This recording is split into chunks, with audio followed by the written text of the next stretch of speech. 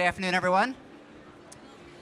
Well, as of tomorrow, I permanently left the United States of America, where I've lived for 64 years, 8 months, and 2 days, and I have no plans to go back. So people ask me, after 64 years, do you have an understanding of politics in the United States? So I changed the subject to religion, something that's a little bit easier to discuss. So when people ask about my president, obviously, I just kind of bypass that. Of those 64 years, 40 of those years have been as an entrepreneur. I call myself chronically unemployable because I make a very, very bad employee. I preface that only because of the fact that I am a business guy, I'm a business strategist, and I don't understand the American mindset when it comes to politics, but I do understand the American mindset when it comes to business, specifically the world of vaping, which I'm going to get into in just a moment. CBD-only shops, the wave of the future. Why? Well, when I got into the vaping industry 6 years ago, I saw a major disconnect between tobacco and vape. The vape people didn't want anything to do with tobacco, and as time went on in the United States, the FDA changed all that, and they said, you are tobacco, whether you choose to be or not. So as time went on, the vape shops and the tobacco stores have kind of come into an alignment. We are seeing a little bit of that in the US, and I think we're going to see a little bit of that in the UK as well. But I do believe that CBD shops should be a standalone product, and that's what I'm going to talk about today. The world of business is dynamic. Wouldn't you agree, everyone? For as long as I've been in business, and for the last 6 years since I've been in vaping, it's always been a matter of trying to understand what is the next thing, what is the next big thing that you can get into. So over the last 6 years, I've gone into the consulting industry, developing online programs, both for the consumer and also B2B, my radio show, and then I authored a book called Vapepreneur. I say this only because, again, I understand the mindset of the business person, but I also understand the mindset of the vaping industry. And I'm going to ask a little bit of a survey in a moment to find out how many of you come from the vaping space and how many of you are interested in making money in CBD. How many of you are interested in making money in CBD? Raise your hands. Awesome. So understand something, guys. I am not an advocate, but I support advocacy. I'm not a technician, but I support the technicians. I'm a business guy that teaches people how to start and how to grow businesses. So in the next 20 minutes, we're going to talk about why adding CBD to your product mix makes sense, if in fact that's applicable to you. What about focusing on CBD? More importantly, how the CBD market is different than the vaping industry, because I do believe there's a disconnect there, selling in a new way to a brand new clientele. You've probably seen this graph before. It's the technology graph of change. And it doesn't have to be technology. It can be a mindset of a brand new category. I spoke over here in Europe 3 years ago in Prague, in Warsaw, and in France. And I talked about how the vaping industry at that time was running about 18 to 24 months over here from what the United States was doing. So the reason I point this out is that the United States is a great precursor for you to understand the direction that the market is going. There's no question about it. You have your own regulations, you have your own restrictions, but the mindset of the public remains the same regardless of where you live. So right now, I see the United States being a little bit further along on the curve when it comes to the CBD marketing, but you guys are coming on very, very quickly over here. The truth is, people don't like change, but change is a part of our lives. We like security, we like things to stay the same, but it's just not going to happen. This industry that we are in, all of you here, whether you're in hemp, in CBD, cannabis, medical, or recreational, change is going to be the norm. As soon as you think you got a handle on things, you can pretty much be sure things are going to change, and it might ever not settle down. There's a proverb that says, may you live in interesting times. And I can speak for myself. Over the last 6 years in the vaping industry, in all my 40 years of entrepreneurship, I have never seen anything as dynamic, as risky, as fun, as profitable as what that was. The truth is, CBD is exponentially more profitable, more fun, more dynamic, more subject to change than the vaping industry.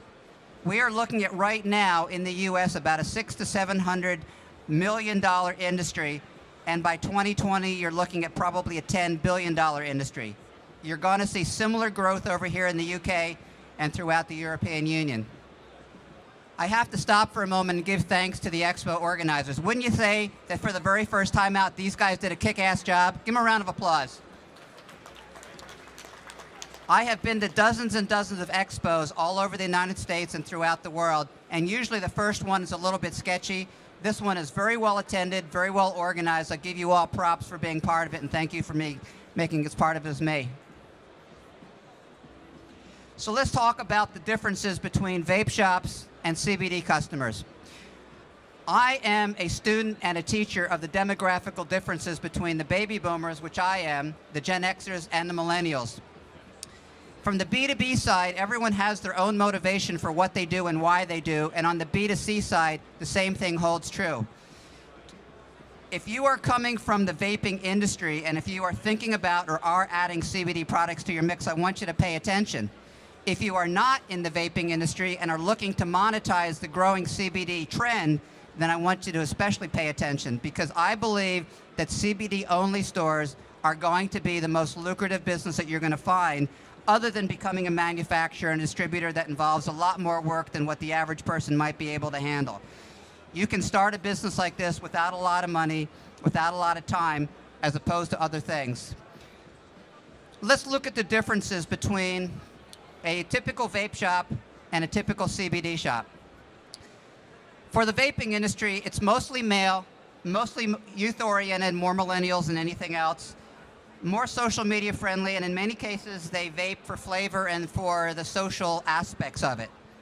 Whereas your typical CBD customer is going to be older, it's going to be mostly Gen X's, baby boomers, and it's also proportionally going to be more women. The CBD industry, the cannabis industry, I have seen over the last several years, is very friendly to women entrepreneurs. So this is a great place for you to get into if this is something that you have an interest in. Now, there are some exceptions, and I've had some conversations with people who have been more experienced in the CBD distribution model. There is a market for the millennials. The millennials have a lot of stress on them. They are always under pressure to perform. They believe in wellness, and in many cases, they seem to lack or think they lack stability in their lives. So for them, the reasons that millennials use CBD is probably different than the reasons that the older demographics use CBD. Would you all agree with that to some degree? Okay, I see a lot of shaking heads, so I'll take that as yes. CBD, of course, is also different in motivation between THC or cannabis. People want the medicinal, therapeutic qualities of CBD without having to get high, myself included. I've been a pot smoker since I was a teen, and the reality of it is that with today's cannabis, it's so much different than what I grew up with, and so much different what most of you grew up with. So the truth is, THC is a little bit more risky. CBD seems to be the most logical way for us to be able to take care of some of those aches and pains. So let's talk about a new approach to CBD. I don't see CBD as being a cash and carry type of product, like when you walk into a vape store and you go in and get your mod, you go in and get your liquids. I see this as more of a consultative approach, similar to a medical or a doctor's attitude. You walk into a CBD-only shop and you get greeted by someone who is dressed accordingly, dressed professionally. How may we help you today? And of course, that opens up the dialogue with the new clientele, the new customers. They're assigned to a CBD consultant in a private area. Why? Because a lot of reasons that people come looking for CBD is very personal, it's very private. They do not want to share it with the world, and they do not want to walk into a vape shop and talk to a young millennial with tats and backwards hats. And again, no disrespect to anyone who fits that category. But the truth is a lot of the older demographics feel intimidated and awkward walking into a vape shop. Would you all agree with that? Maybe it's a little bit stereotypical, but I believe it's true. They're escorted to a private area, you sit down, and you talk about what the reasons are that these people are coming into the vape shop. One of the biggest advantages to going with this mindset is that you will be able to capture all kinds of great demographic information on the clientele.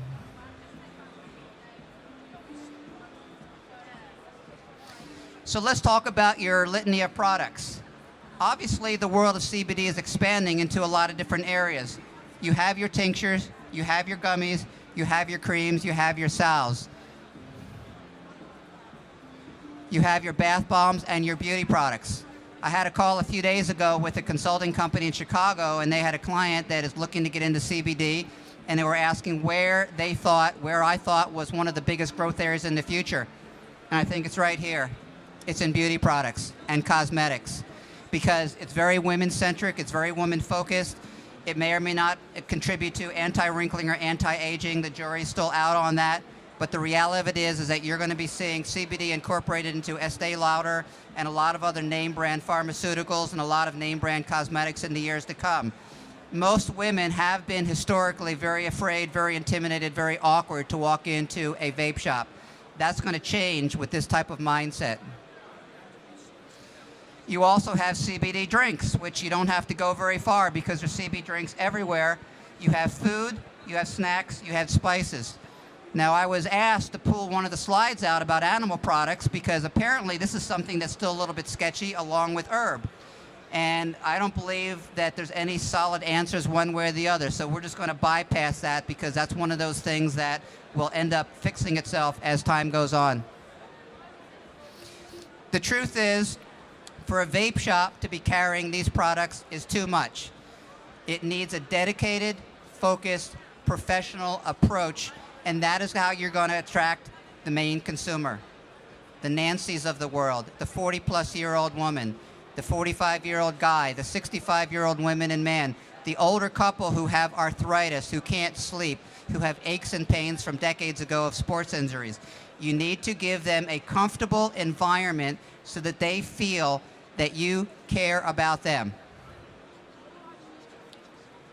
What's the upside to you as a business owner? Well, for one, you've got metrics, you've got data, you've got referrals, and you've got repeat business. What you have is you have the ability to very organically gather information on your clientele. You're going to understand their needs, and they're going to know that you understand their needs. And so the reality of it is that's going to generate into repeat business and referral business. This is a whole different approach to the vaping industry where people will go a half a mile down the street if they can get a product that's a little bit less expensive than what your store is carrying. CBD is not necessarily driven by the dollars and cents. It's driven by the approach and by the relationship that you are carrying with that particular buyer. This is also going to change the way your employees are trained because, again, it's a whole different mindset. Your employees do not have to be CBD experts, but they should be knowledgeable. As a matter of fact, while I was here today, I just formed a new relationship with the company over there called Recharge. They already have a training program in place. So if you'd like to go over to Recharge and talk to them about their training, we're going to be working together. And Emily down here, Emily, raise your hand. Emily has an amazing social media package that goes together if you actually go over and take a look at the products and buy something. With this type of mindset, you're going to have fewer cash and carry type of customers. Your customers are not going to be hanging out all day, taking up time, making your shop unattractive to people who might be interested in coming in but might feel intimidated by it. You can also advertise more professionally and dress more professionally. And the truth is that your social media marketing is going to be different than it is and was in a vaping business. So here's the reality. Here's where the rubber meets the road. You're here at a Hemp and CBD Expo for whatever reason, I don't know. Everyone has their own motivation, their own reasons. Maybe you're curious. Maybe you have your own issues of needing CBD. Maybe you're looking to profit and monetize from it. That's what I'm here for. This I call Vape 2.0. When the vaping industry came about, say 10 years ago, everyone was getting on the bandwagon, and as time went on, the weak ones got culled out, and it will continue to call itself out. Here we have Vape 2.0, where you have an unbelievable growth here in the CBD and hemp market. This is going to continue to grow exponentially. Regulations are going to have an impact. as is just plain Darwinism. The strong are going to survive based on your intention, based on your professionalism, and based on the amount of training that you offer. So the good news is the strong will survive. The business of vape, if you are in vape, will not go away. It will just evolve. It will change.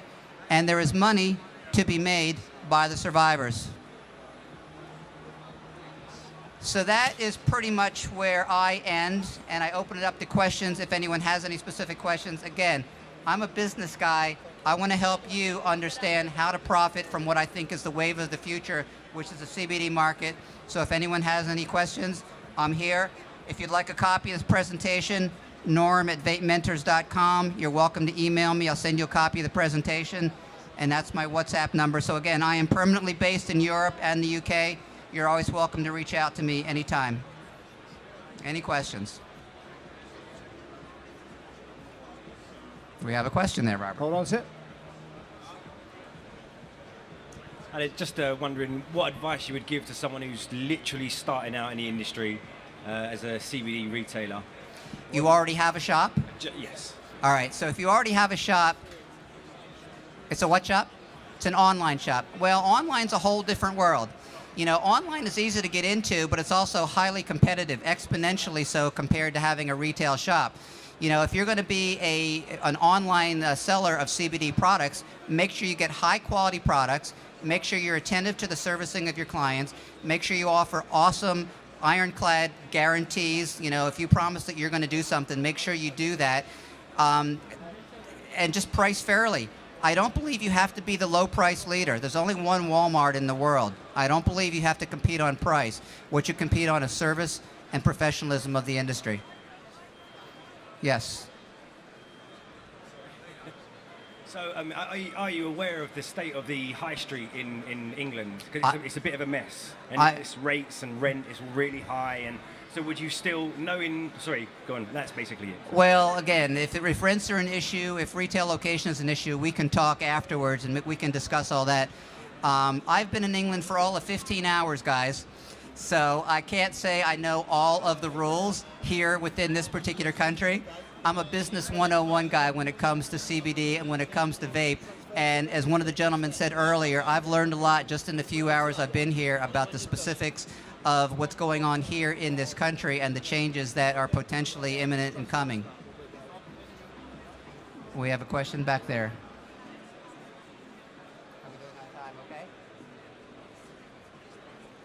Because of our restrictions on promoting our products online, how would you suggest we promote our products? What is the best way to promote our products? Discreetly. So here's the challenge with promotion and with all types of advertising. And again, in the United States, we faced this for the last 5 or 6 years with the FDA. We can't use Google. We can't use Facebook ads. We can only show pictures of products. We can show pictures of people, but we can't do giveaways. And so when it comes to social media, that's where you, Emily, raise your hand. That's where you need someone who knows the ins and outs. You know, social media is a science and it's an art. And most people don't understand that. And so the truth is that there's a difference between social media for your own personal use and social media for your business use. Because if you understand how to work your way through the pylons of the regulations, you can use social media. But again, you can't be doing it so that you're going to get yourself in trouble and shut down, because that's just not going to end well at all. Thank you very much. I appreciate your time. I'm going to be hanging around for the rest of the day if you want to track me down or have any questions.